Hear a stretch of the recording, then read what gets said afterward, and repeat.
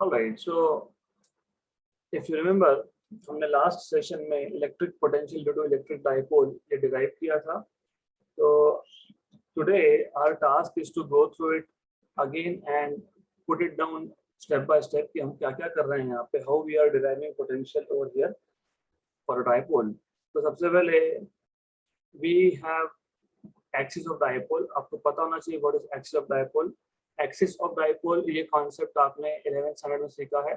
तो डाइपोल मतलब दो इक्वल एंड अपोजिट चार्जेस. तो हमारे पास ए पॉइंट पे, at this point A we have a charge q1 which is plus q. So at point A we have a charge q1 which is plus q,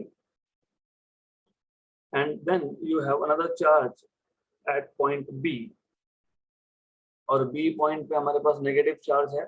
तो you have q2 equal to minus q. तो two equal and opposite charges separated by small distance. Distance कितना 2l लेते हैं हम लोग centre से, l and l, तो that is 2l distance. So two equal and opposite charges separated by a small distance 2l is called as electric dipole. और दोनों charges से जो लाइन पास हो रही है, this line is called as axis of dipole. अब इस axis को जो लाइन परपेंडिकुलर होती है, जो सेंटर से पास होती है, उसको आप बोलते हो इक्वेटर ऑफ डाइपोल. ये बहुत इंपॉर्टेंट है क्योंकि आप आगे जाके एक्सिस और इक्वेटर दोनों ही पॉइंट्स पे इलेक्ट्रिक डाइपोल मोमेंट फाइंड करने वाले हैं. So this is called as equator of dipole. Now our task was कि हमारे पास एक पॉइंट है. We have some point C over here. This point C is at a distance of r1 from A and at a distance of r2 from B. मतलब positive charge से r1 distance है, negative charge से r2 distance है, और centre से distance है r. So you have r1, r2 and r distance, something like this. Okay. हमारा task है to find out potential at point C. तो to find out potential at point C सबसे पहले हम एंगल डिफाइन कर देते हैं theta. You should know that electric dipole moment हम डिफाइन करते हैं which is given by q into 2l, and the direction of electric dipole moment is from negative to positive charge. So electric dipole moment is directed from negative to positive charge. तो ये vector है which is from negative charge to positive charge. This is something you should know. Now the angle between electric dipole moment and the line joining center of dipole to the point C, this angle is theta. तो ये जो angle है ये 180 minus theta आएगा. और मैं intentionally इस line को एक्सटेंड करूंगा. So I am going to extend this line intentionally. Okay, तो इस लाइन को एक्सटेंड कर दिया. अब what we are doing is हम ए चार्ज से, ए पॉइंट से ये जो लाइन है OC यहाँ पे परपेंडिकुलर ड्रॉ करने वाले हैं. सिमिलरली बी से भी इस लाइन पे, एक्सटेंडेड लाइन पे परपेंडिकुलर ड्रॉ करने वाले हैं. तो then we have this angle as 90 and this angle has as 90 degrees. Okay, then if I use sine theta, हमको पता है sine theta is, this is opposite side upon hypotenuse. क्योंकि अगर ये एंगल 90 है तो अपोजिट साइड मतलब AO will be hypotenuse, right. तो हमको मिल जाएगा x equal to L sine theta.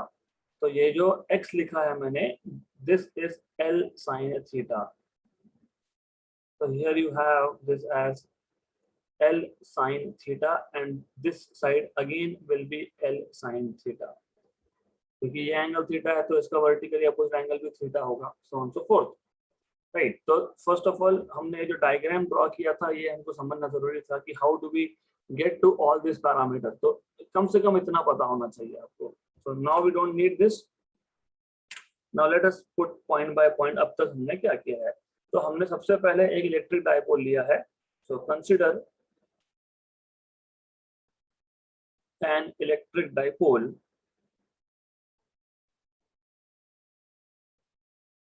with charges plus q and minus q, plus q and minus q, placed at points A and B respectively. Placed at points A and B respectively. Okay, then these two are separated by 2L. So charges plus Q and minus Q are separated by 2L. तो लिख दूंगा मैं यहाँ पे placed at points A and B respectively, separated by a distance of separated by a distance 2L as shown in figure. As shown in figure. Right, तो पहले तो इतना स्पेसिफाई कर दो. अब आपको पता है कि जब जब आपके पास डायपोल होता है तो उसका डायपोल मोमेंट होता है. So let's say its dipole moment is given by its dipole moment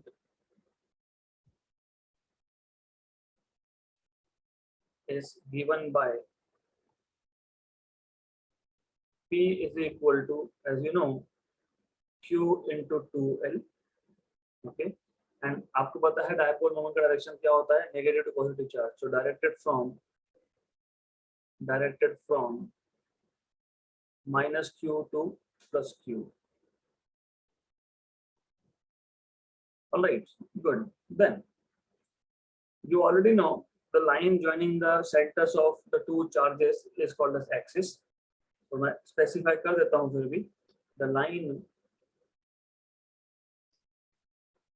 line joining the centers of the two charges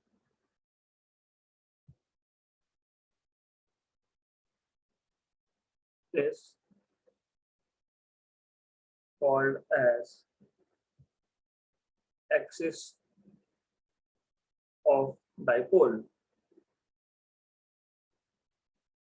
And as you know, a straight line passing through center and perpendicular to axis is called as equator. So a straight line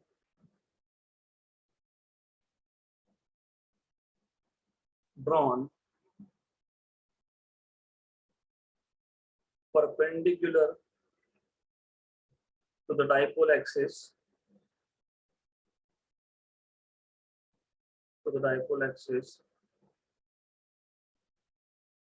passing through the center O is called as equator. वैसे ये specify करने की जरूरत नहीं है, but it's okay because ये सब आपका 11th में होना चाहिए और हुआ था. हमने 11 में डाइपोल, इलेक्ट्रिक डाइपोल क्या होता है वो हमने देखा था, and we have defined all the related parameters. So anyways, so it's called as equator of dipole. तो आप जब एग्जाम में लिखोगे तो आपको एक्सिस और इक्वेटर क्या होता है ये लिखने की जरूरत नहीं होती है basically. So that is okay. Then इतना हो गया. अब हमको क्या करना था, अब हमने एक पॉइंट लिया था C जहां पे हमको इलेक्ट्रिक पोटेंशियल निकालना है. तो we have taken a point C where we are supposed to find out potential, right? और इसका डिस्टेंस क्या था, सेंटर से R था, चार्ज Q1 से मतलब पॉजिटिव चार्ज से A पॉइंट से R1 है, so on so forth. तो वो हम पहले बता देंगे. तो what I want you to do is कि आप पहले पूरा सिस्टम को डिस्क्राइब कर दो and then start doing mathematics. So let C be the point near the electric dipole,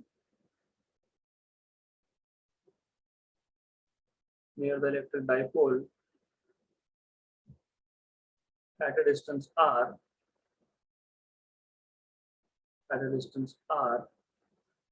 from the center O.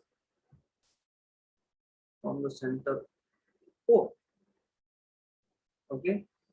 अब थीटा जो था वो एंगल था, theta angle था between electric dipole moment and the line joining center to that point. So theta be the angle at which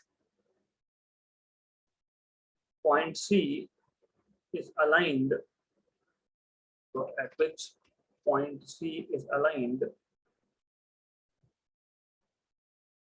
is aligned with respect to center O.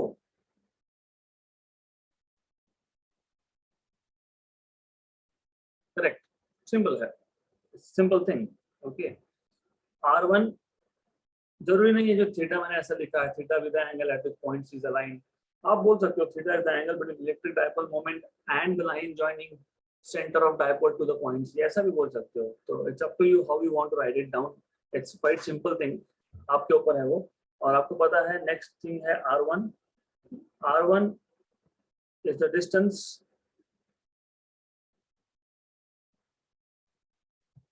of point C from charge plus Q1, so from positive Q charge, okay, positive Q charge. Similarly, R2 is the distance of point C from negative charge, ऐसा है। So this is how you can specify things. Okay, so potential at C due to charge positive Q is given by, as I told you, potential at point C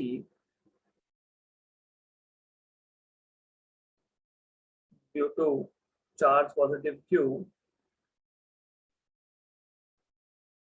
is, अभी हम फिलहाल सिर्फ positive charge जो है Q, उसकी वजह से C point पे पोटेंशियल कितना है उसकी बात कर रहे हैं। We are not talking about total potential as of now. तो potential at C due to charge plus Q, उसको मैं नाम दे देता हूँ V1, so that is 1/4 pi epsilon 0 Q by R1, equation number 1. Similarly, potential at C due to charge negative Q,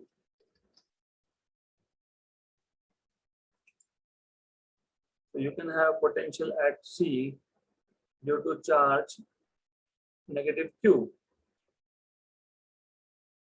Okay, so potential at point C due to charge negative Q is V2 equal to 1/4 pi epsilon 0 negative Q by R2, negative Q by R2, equation number 2. Therefore, total potential at point C will be, अगर आपको याद होगा कल हमने last session में derive किया था, total potential at point C will be V equal to V1 plus V2, right. तो V1 है आपके पास 1/4 pi epsilon 0 Q by R1, और ये है आपके पास 1/4 pi epsilon 0 Q by R2. So therefore you have V equal to 1/4 pi epsilon 0 Q outside common 1/R1 minus 1/R2, right? So let us call this as equation number 3. तो यहाँ तक तो easy है, क्योंकि आपने सिर्फ दो चार्जेस की वजह से पोटेंशियल निकाला है, दोनों को ऐड किया है, and you have total potential. So you have total potential over here, right? So it's a quite simple thing, बहुत ही simple thing है, right? Yeah. All right. So अब हमें करना क्या है?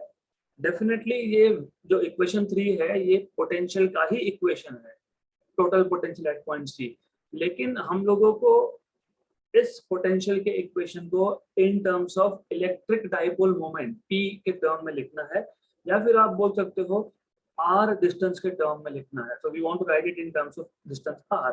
तो इसके लिए हम क्या करेंगे, हम दो ट्राइंगल कंसिडर कर लेंगे।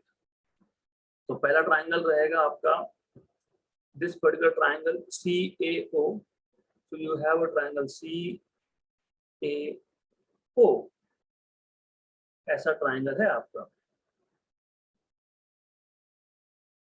तो ये जो CAO ट्राइंगल है, CAO, ये डिस्टेंस है R1, ये डिस्टेंस है L, ये डिस्टेंस है R, ये एंगल है थीटा। ओके, तो in this triangle we can apply cosine rule. तो कोसाइन रूल पता होना चाहिए। So using cosine rule let us say consider triangle CAO. Consider triangle CAO using cosine rule. आपको मैंने बताया था कि अगर आपको R1 चाहिए तो आप लिखते हो R1 स्क्वायर इक्वल टू बचा हुआ जो दो साइड है उन दोनों का स्क्वायर करते हो, ऐड करते हो, minus 2 times of R into L into angle between R and L. तो द रूल इज जो साइड आपको फाइंड करना है CA स्क्वायर फाइंड करना है equal to CO square plus AO square minus 2 times of CO AO cos of angle between side CO and AO. This is cosine rule. तो आपको cosine rule पता होना चाहिए. This is how you can write down cosine rule. Okay. तो ये आपको पता होना चाहिए. You should know this rule. ये आपका मैथमेटिक्स में हुआ होगा, नहीं हुआ होगा तो फिर होना चाहिए. Okay. Right. So this is what you have. Now our task is to find out R1, 1 upon R1 in reality. हमको 1 upon R1 चाहिए. तो सबसे पहले मैं क्या करता हूँ, मैं R स्क्वायर कॉमन निकाल लेता हूँ. तो पहली टर्म में सिर्फ 1 बचेगा, दूसरे टर्म में L square by R square बचेगा. यहाँ पे आएगा आपके पास 2R L by R square, तो 2L bye R cos theta. मैंने सिर्फ R स्क्वायर कॉमन निकाला है हर एक टर्म में से. Now let's say equation number 4. Okay. या फिर आप इसको फर्दर सिंप्लीफाई कर सकते हो. If you want you can simplify. You can say but for a short dipole, अभी शॉर्ट डाइपोल का मतलब मैंने आपको लास्ट सेशन में बताया था. शॉर्ट डाइपोल का मतलब क्या होता है कि ये दो चार्जेस जो है प्लस क्यू और minus Q they are very near to each other, और जो सी पॉइंट है वो बहुत दूर है. मतलब ये जो डिस्टेंस आर है it is very very greater than L. It is very very greater than L. तो ये बताना चाहिए. For a short dipole, L is very very smaller than R. Therefore, L by R is very very less than 1, which implies L square by R square is approximately 0. मतलब हम L square by R square को neglect कर सकते हैं. This is what I am saying. So L square by R square can be neglected. This is what I am saying. So therefore, you will have R1 square equal to R square 1 minus 2L by R cos theta, right? And therefore, you see, आपको चाहिए R1 1 upon R1. तो पहले तो आप ये कर लो, square root ले लो. तो if you take square root, you will get R1 equal to R 1 minus 2L by R cos theta raised to half. फिर आप 1 upon R1 कर लो. तो 1 upon R1 जब करोगे तो ये पूरा का पूरा term, this whole term will go into denominator, और वहां से फिर फ्रॉम देयर ये जो नीचे का जो आपके पास टर्म है दिस फैक्टर, ये जाएगा ऊपर. So it will go in the numerator with a negative sign. So this is what is going to happen. तो कुछ नहीं है, सिर्फ इस एक ब्रैकेट को ऊपर ले गया तो यहाँ पे ये माइनस हो जाएगा.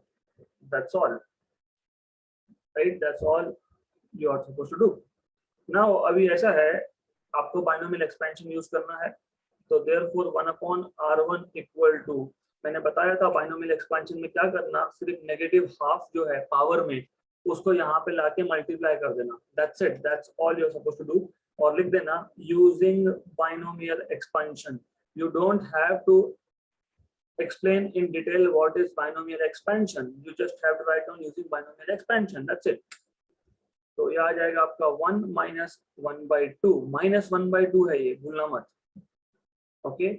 2L by R cos theta upon R.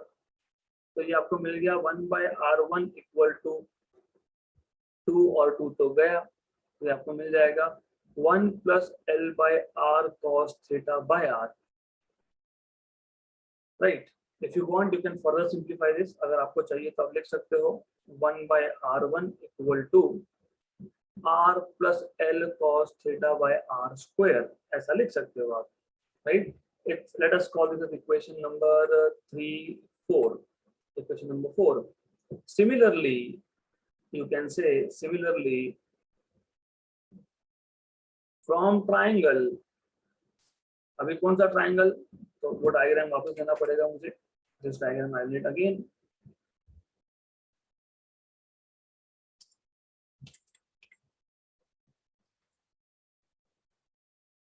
Similarly from triangle, कौन सा वाला, COB, इस ट्राइंगल पे अगर आप कोसाइन रूल अप्लाई करोगे, similarly by applying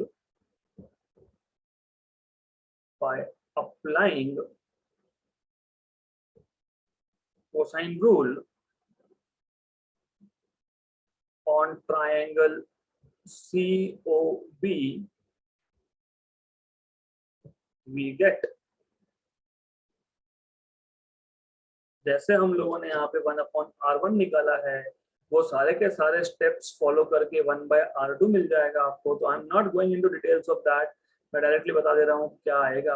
I am not going into details. तो वो आएगा r minus l cos theta by r square, that's it. तो सिर्फ यहाँ पे प्लस है तो वहां नीचे माइनस आने वाला है, that's all you are going to get. Okay, तो आप करके देखना, स्टेप्स मैंने कल करके बताए थे और वो आपका लास्ट लेक्चर के नोट्स में भी है. वी हैव परफॉर्म दो स्टेप्स, तो आप कर लो, right. So something you also have to do, तो आपको भी करना पड़ेगा. तो C point, O point and B point, किसी भी बुक्स में इतना डिटेल नहीं दिया है. तो okay, for one triangle I can help you out, for other triangle you have to apply by yourself. COB याद रखना, ये R2 साइड हमको फाइंड करना था, तो इसलिए 1/r2 लिखा है वहां पे. ये R था, ये L था, ये एंगल 180 माइनस थीटा था. और आपको पता होना चाहिए what is cos of 180 minus theta. cos of 180 minus theta is minus cos theta, ये पता होना चाहिए आपको, राइट. नाउ ये जो इक्वेशन नंबर 4 और 5 है, 1/r1 और 1/r2 की वैल्यू है, ये हम इक्वेशन 3 में सब्स्टिट्यूट करेंगे. सो substituting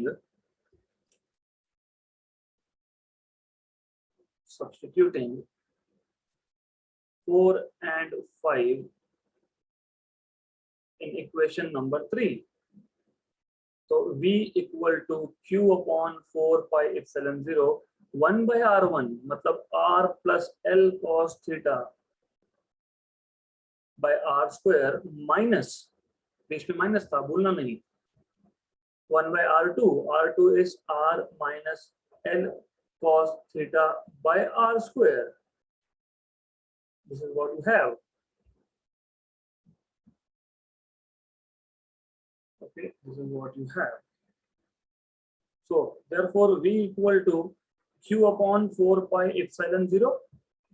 अभी डिनोमिनेटर सेम है तो ऊपर के टर्म्स को आप कंबाइन कर सकते हो, R plus L cos theta minus R plus L cos theta. Okay, so this is something you need to do. Simplifications करने पड़ेंगे आपको. All right, so just a minute, I need to take it into proper setting. Good. Divided by, यहाँ गलती मत करना, ये negative R लिख देते हो, फिर L cos थीटा को भी नेगेटिव लिख देते हो. नेगेटिव नेगेटिव पॉजिटिव होगा क्योंकि ये ब्रैकेट में है, तो you have to know this कि वो नेगेटिव नेगेटिव पॉजिटिव होगा अपॉन R स्क्वायर. तो यहाँ पे plus R minus R cancel, तो आपको मिल जाएगा V equal to Q upon 4 pi epsilon 0 2L cos theta by R square. Okay, so this is what you have. Now this is also equation for potential. तो ये भी potential due to dipole का equation है, right? Right, but then मैंने, as I have told you that we want to write down this equation in terms of electric dipole moment. तो वो कर सकते हो आप. So you can say V equal to 1/4 pi epsilon 0 Q into 2L, ऐसा लिख दो, into cos theta by r square. Equation number 6. ये equation 6 is equation for electric dipole moment due to dipole. और what you can do is आप ऐसा भी कर सकते हो, अब ये जो q into 2l है इसको p लिख दो, तो p cos theta by r square. Equation number 7, ये भी इलेक्ट्रिक डायपोल मोमेंट का इक्वेशन है, sorry electric potential due to dipole का इक्वेशन है. आप और एक भी कर सकते हो, you can just put, I mean you can just multiply divide by r.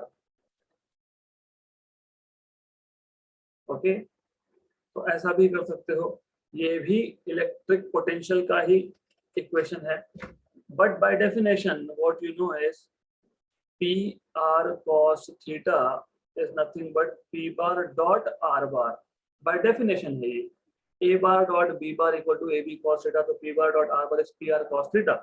Therefore v is equal to 1 by 4 pi epsilon 0 p bar dot r bar by r cube. Equation number 8, ये भी electric potential का equation है due to dipole. So therefore equation number 6, 7 and 8 gives potential at a point C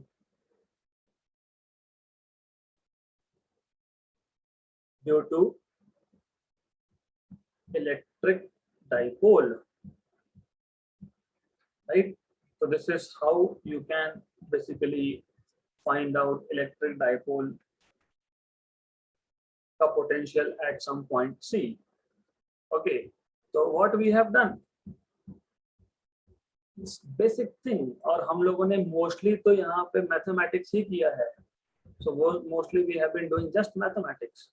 हमारे पास dipole था, एक point C था, उस C point पे हमको इलेक्ट्रिक पोटेंशियल निकालना है ड्यू टू डायपोल. हमको बेसिक चीजें पता होनी चाहिए, व्हाट इज डायपोल मोमेंट पता होना चाहिए, and so on so forth. तो हमने mostly we have just done mathematics, nothing else. Okay, तो स्टेप्स को फॉलो करो. पहले सी पॉइंट पे पोटेंशियल निकालो due to positive charge and negative charge, फिर टोटल पोटेंशियल आएगा v1 plus v2, equation number 3. फिर r1 1 upon r1 और 1 upon r2 using cosine rule find कर लो. Then put 1 upon r1 and 1 upon r2 in equation number 3, potential due to dipole, total potential, and then simplify, and then you have this. Now we want to discuss two special cases, और important है, मैंने आपको बताया था कि these are really important. So special cases. Case number 1, potential at an axial point. Potential at an axial point. If you see, if you remember, ये axis है, यहाँ पे चार्ज था आपका पॉजिटिव Q, यहाँ पे चार्ज था आपका नेगेटिव Q. जो जिस पॉइंट पे आपको पोटेंशियल निकालना है, राइट, तो डिराइव करते वक्त तो वो सी पॉइंट हमने यहाँ ले लिया था. इस सी पॉइंट का डिस्टेंस था O से R, इसका डिस्टेंस था यहाँ से R1, यहाँ से R2. अगर ये पॉइंट C खुद ही एक्सिस पे है, क्योंकि what they are saying potential at an axial point, मतलब ये है कि ये जो C पॉइंट है ना, ये C पॉइंट आप एक्सिस पे ही ले रहे हो. So you are taking point C on the axis. तो मान लेते हैं कि ये जो C पॉइंट था जहां पोटेंशियल फाइंड करना है वो एक्सिस पे ही है, ये सेंटर ऑफ डायपोल है. Remember one thing always, C का डिस्टेंस आप हमेशा सेंटर से मेजर करते हो. You do not major distance of C from -Q or from +Q. You always measure distance of point C from center of dipole and you call it as R, right? दूसरी चीज, angle theta angle theta आपने with respect to negative X axis measure किया है, क्योंकि angle theta आप between dipole, electric dipole moment P और line joining centre and C इसमें measure करते हो, तो नेगेटिव से मेजर करते हो, you are measuring from negative X axis. तो बहुत सिंपल चीज है, अगर ये पॉइंट C इटसेल्फ यहाँ पे है, तो एंगल आप यहां से यहां तक मेजर करोगे, मतलब एंगल आपका आ जाएगा कितना, तो you have to know this, it is either 0 or 180। तो जब पॉइंट, कौन सा पॉइंट, जहां पे पोटेंशियल फाइंड करना है वो पॉइंट, तो जब वो पॉइंट जहां आप पोटेंशियल फाइंड कर रहे हो अगर वो एक्सिस पे है, तो एंगल थीटा 0 होगा या 180 होगा। क्यों? क्योंकि सी पॉइंट एक्सिस पे, यहाँ तो मैं यहाँ भी ले सकता हूँ, ये तो पूरा का पूरा लाइन एक्सिस है ना। Why can't I take point C near positive charge? Why I am taking point C near negative charge? So such type of biasing is not allowed. तो एक्सिस मतलब एक्सिस, तो ये एक्सिस बोला तो point C मैं जहां चाहूं वहां ले सकता हूं। I can take this point, keep it here, I can keep it here, I can keep it here। तो ये जो पॉइंट C है वो हम जहां चाहे वहां ले सकते हैं, तो एंगल 0 या 180 डिग्री बनने वाला है, राइट। देयरफॉर अगर एंगल हमारे पास 180 या 0 बनेगा, तो what we will do is, okay, तो क्या कर सकते हैं हम लोग by definition, right, if theta is 0, तो v equal to 1/4 pi epsilon 0, ये है P R cos 0, cos 0 is 1, तो P R cos 0 which is 1/r³, मतलब ये आपको मिल जाएगा 1/4 pi epsilon 0 p/r², right. If theta is 180, तो आपको v मिल जाएगा 1/4 पाई एप्सिलॉन 0 pr cos 0 1 था, cos 180 -1 होता है, तो ये आपको मिल जाएगा negative over here upon r³, तो ये आपका आ जाएगा 1/4 पाई एप्सिलॉन 0 नेगेटिव p/r²। तो यू सी एक्सियल पॉइंट पे पोटेंशियल आपको मिलेगा, so at axial point, therefore at axial point you will have v is equal to 1/4 pi epsilon 0, या तो p/r² आएगा या तो -p/r² आएगा, मतलब प्लस आएगा या माइनस आएगा। So this is potential at axial point, plus minus 1/4 pi epsilon 0 p/r²। Simple सा केस। Case number 2, potential at equatorial point. तो अभी what we will be doing is, so number 2, special case number 2, पहला तो हो गया, number 2 देख लेते हैं। Potential due to dipole at an equatorial point। तो अब ऐसा है, you have a dipole, axis of dipole है, you have a positive charge plus q, you have a negative charge minus q, this is center of dipole O। और आपको मैंने जैसे बताया इक्वेटर क्या होता है, तो this line is equator। now if I take any point on equatorial line, point number point C, इसका डिस्टेंस इक्वेटर से इसका डिस्टेंस सेंटर से r है, हमको फाइंड करना है व्हाट इज पोटेंशियल। एंगल कितना बना, 90 डिग्री, कितना बना 90 डिग्री, 90 डिग्री, ओके।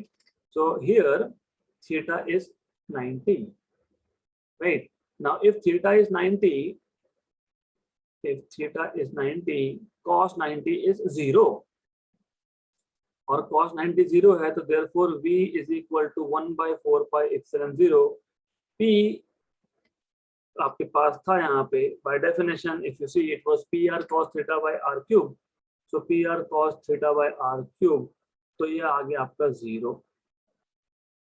तो याद रखो अगली बार से potential due to electric dipole at equatorial point is always 0। potential along the equator of dipole is 0। तो ये दो स्पेशल केसेस है। Potential at equator is 0। मैं पोटेंशियल बोल रहा हूँ, मैंने इलेक्ट्रिक फील्ड नहीं बोला। मैं पोटेंशियल बोल रहा हूँ, मैंने इलेक्ट्रिक फील्ड नहीं बोला, क्योंकि मैं जब जेई नीट और स्टेट सीईटी के एग्जांपल लेता हूँ तो उसमें ये गड़बड़ होते हुए देखी है। पूछा इलेक्ट्रिक फील्ड का, लिख दिया 0। पोटेंशियल 0 है, इलेक्ट्रिक फील्ड हम देखेंगे आगे जाके। Good enough. नाउ तो आई होप कि यहाँ पे कोई प्रॉब्लम नहीं होना चाहिए। बहुत इजी इंटरेस्टिंग टॉपिक था। So now to end today's session we'll take one example of what we have learned so far। तो एक एग्जाम्पल कर लेंगे। A short electric dipole has dipole moment of 1 × 10⁻⁹ coulomb-metre. तो गिवन पैरामीटर्स में आपको dipole moment मतलब P की value दी है 1 × 10⁻⁹ coulomb-metre. Determine the electric potential due to dipole at a distance of 0.3 meter from the center of dipole। तो R की value जिस point पे डाइपोल फाइंड करना है उसका डिस्टेंस फ्रॉम सेंटर मतलब 0.3 मीटर इज R। आपको फाइंड करने के लिए क्या बोला है? आपको बोला है पहले on the axial line. Okay, तो you want to find out potential at axis. Secondly they are telling you potential on equatorial line. वो तो 0 ही आएगा, हमने देखा ही है, तो बोलने की जरूरत ही नहीं है। तीसरा potential on a line making angle of 60 with the dipole axis. तो V एट 60 डिग्री। ये तीन चीजें फाइंड करनी है हमको। फॉर्मूला आपको अभी पता ही है, you just have seen this formula, अभी भी देखा ना हमने। V is equal to 1/4 pi epsilon 0 PR cos theta by R cube. ये जनरल फॉर्मूला यूज करूंगा मैं। तो let's solve this. Number 1, V at axis. तो V एट एक्सिस हमने अभी अभी फाइंड करके रखा है, अभी अभी ही किया है। V एट एक्सिस क्या है?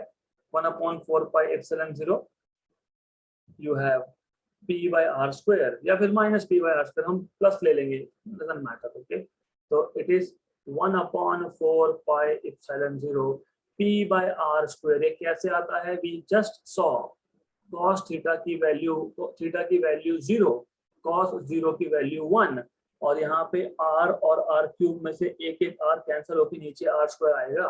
तो यू ऑलरेडी नो दिस। अब आपको पता है 1/4 पाई एप्सिलॉन 0 9 × 10⁻⁹ आता है। यस, P की वैल्यू दी है 1 × 10⁻⁹। यस, R की वैल्यू दी है 0.3 मीटर मतलब 3 × 10⁻⁻1 मीटर का स्क्वायर। यस, तो ये और ये कैंसिल हो गया। तो 9/3 स्क्वायर इज 9 और 10⁻⁻1 का स्क्वायर इज 10⁻2। ये ऊपर जाएगा तो ये आपको मिलेगा 10⁻2 मतलब 100 वोल्ट। तो you have potential of 100 volt at the axis. 100 volt का पोटेंशियल मिल गया हम लोगों को, खत्म। राइट। सेकेंडली इक्वेटोरियल पॉइंट पे तो देखने की जरूरत ही नहीं है क्योंकि ये 0 ही आने वाला है। It is going to be 0। अभी भी देखा क्यों। Third, V at 60 degree. तो इसमें आप लिखोगे 1/4 pi epsilon 0 P cos 60 by R square, क्योंकि एक R और नीचे के R क्यूब में से एक R कैंसिल हो गया था, इसलिए यहाँ पे एक ट्रिक यूज करना आपने कैलकुलेशन सिंपल करने के लिए। What trick? The trick is this. ये cos 60 को बाहर लिखो अलग से। इसको अलग क्यों लिखना है? You will understand. Do you see this thing? Did we find this thing? Yes, हमने 100 वोल्ट अभी फाइंड किया। तो कैलकुलेशंस को सिंपल कैसे करते हो? ऐसे करते हो। सिर्फ मैंने cos 60 को अलग से लिख लिया। तो 1/4 pi epsilon 0 P by R square तो फाइंड ही किया ना अभी, 100 वोल्ट तो वही आया था ना, तो ये आ गया था आपका 100 वोल्ट, cos 60 की वैल्यू है हाफ, तो 50 वोल्ट इज द आंसर। तो potential eight 60 degree, potential at a point making an angle of 60 degree with dipole axis is 50 volt. So this is how you can solve. बहुत simple सा question था, extremely simple, right? So formula will be important. So formula is going to be really important. So what I will suggest is go through all this, and yes, when I say go through all this, एक बार पढ़ लो, close your books, close your notes, try writing it down on your own. जब तक वो नहीं होगा तब तक आपको ये टॉपिक समझा है, डोंट अज्यूम दिस। अगर आपको कोई टॉपिक समझा है तो वो आपको बिना बुक रेफरेंस, नोट्स रेफरेंस के लिखते आना चाहिए। तो my suggestion is for today, what you have to do is go through this topic first, पहले पढ़ लो क्या क्या किया है, कैसे कैसे किया है, कौन कौन से ज्योमेट्री के रूल्स अप्लाई किए हैं हम लोगों ने, then close your book, write down without reference. So it's okay, we are going to stop little early today, so we're going to stop now and we'll continue with more in the next session.